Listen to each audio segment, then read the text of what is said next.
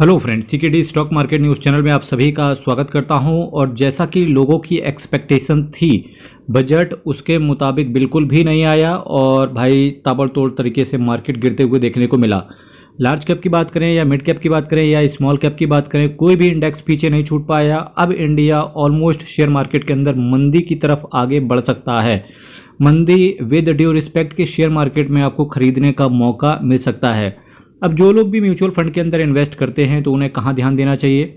Simple सी बात है, आपका अगर कैटेगरी बेस्ड म्यूचुअल फंड है तो कोई दिक्कत नहीं है। पीएसयू कैटेगरी का म्यूचुअल फंड है, वहाँ पर थोड़ी बहुत दिक्कत आ सकती है, क्योंकि जब भी एक कैटेगरी वाइज म्यूचुअल फंड में आप इन्वेस्ट करते हो, जैसे कि मैन्युफैक्चरिंग फंड ले लेते हैं, कुछ लोग डिफेंस फंड ले लेते हैं, कुछ लोग कमोडिटी फंड उठा लेते हैं, ठीक है। इसके साथ साथ कुछ लोग डिफेंस फंड भी उठा लेते हैं। कुछ लोगों की बात करेंगे तो कंजम्पशन से रिलेटेड म्यूचुअल फंड उठा लेते हैं। उन लोगों को थोड़ा सा दिक्कत हो सकता है, या मैन्युफैक्चरिंग फंड के अंदर दिक्कत आ सकती है। सिंपल सी बात है, अगर गवर्नमेंट ने कैपिटल एक्सपेंडिचर नहीं किया और आपका फंड पर्टिकुलरली किसी ना किसी कैटेगरी बेस्ड म्यूचुअल फंड के अंदर है तो रिटर्न आपका दबा हुआ देखने को मिल सकता है।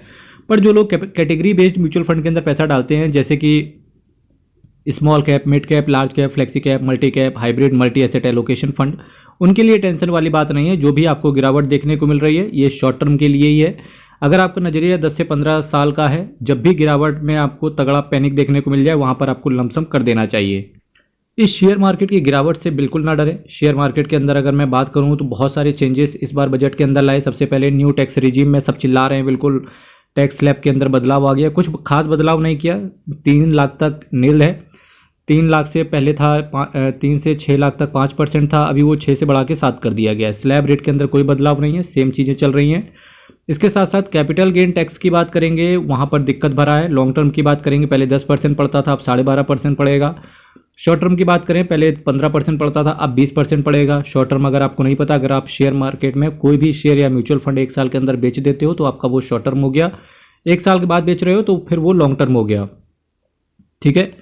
अब आपको प्रॉपर्टी के अंदर भी बहुत बड़ी दिक्कतें साबित देखने को मिलेगी। पहले क्या होता था कि सपोज आपके पिताजी ने कभी प्रॉपर्टी खरीदी है और उसकी वैल्यू 3,000 रुपये है, ठीक है, ठीक है। 3,000 तो छोड़ो, एक हाइपोथेटिकल एग्जांपल ना लेते हुए फैक्ट एग्जांपल लेते हैं कि हो सकता है आपके पिताजी ने 1990 में कोई ज़मीन खरीदी हो 50,000 रुपये की, आज उसकी कीमत 35 लाख रुपए है। तो होता क्या था कि पहले इंडेक्सेशन करता था, 50,000 को आज की वैल्यूएशन पे लेकर के आते थे, उसके हिसाब से सेल से माइनस करके जो भी प्रॉफिट निकलता था उस पर टैक्स जाता था, ठीक है।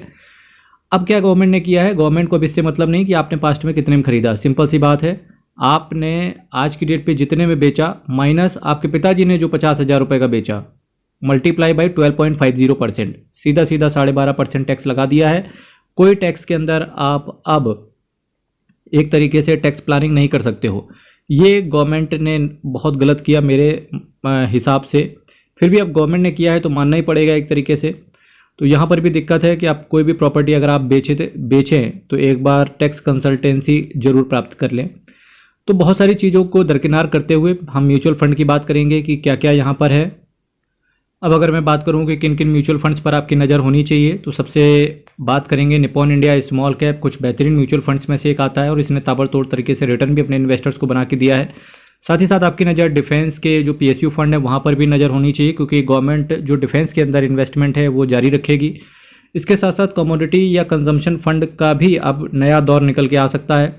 क्वांट स्मॉल कैप पर भी आपकी नज़र होनी चाहिए। इसके साथ साथ बंधन स्मॉल कैप पर भी आपकी नज़र होनी चाहिए। DSP small cap, DSP mid cap, HDFC mid cap, SBI mid cap, SBI small cap, Aditya Birla का पीएसयू फंड, ये सारे कुछ ऐसे म्यूचुअल फंड हैं जहां पर आपकी नज़र होनी चाहिए। अल्टीमेटली शेयर मार्केट के अंदर जो कुछ बदलाव आने वाले समय में आपको देखने को मिलेंगे, सबसे मेजर रहेगा कि आपका जो शॉर्ट टर्म कैपिटल गेन है, अगर आपने कोई भी म्यूचुअल फंड 1 साल के अंदर बेचा तो उस पर 20% पड़ेगा। 1 साल के बाद बेचोगे तो उस पर अब 12.5% पड़ेगा। पर लॉन्ग टर्म के अंदर इन्होंने पहले 1 लाख रुपए तक छूट मिल जाती थी, अब आपको 1.25 लाख तक अब आपको छूट दे रहे हैं। तो देखिए, गवर्नमेंट को क्रिटिसाइज करने से कोई फ़ायदा नहीं, क्योंकि कुछ होने वाला नहीं है। आप ये बस चिल्लाएंगे कुछ दिन तक, उसके बाद शांत हो जाएंगे।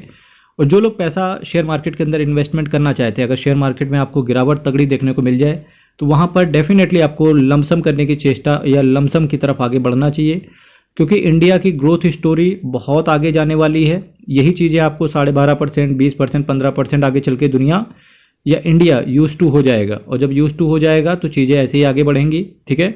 और हमको अब समय के हिसाब से चलना पड़ेगा। चीज़ें बदल गई हैं, कोई दिक्कत नहीं है, वापस से मार्केट ट्रैक पर आ जाएगा कुछ दिन बाद।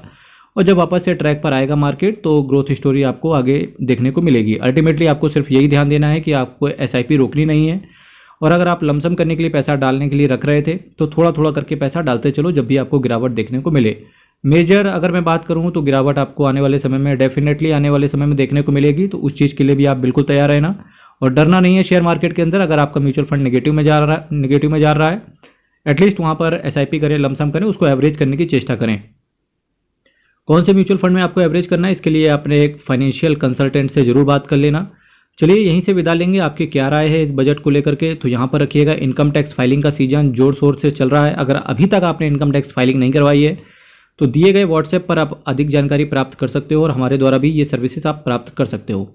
व्हाट्सएप करना, चैनल को सब्सक्राइब करना, वीडियो को लाइक करना। हर हर महादेव, अयप्पा शरणम, हरि शरणम, जय जगन्नाथ। बहुत बहुत धन्यवाद।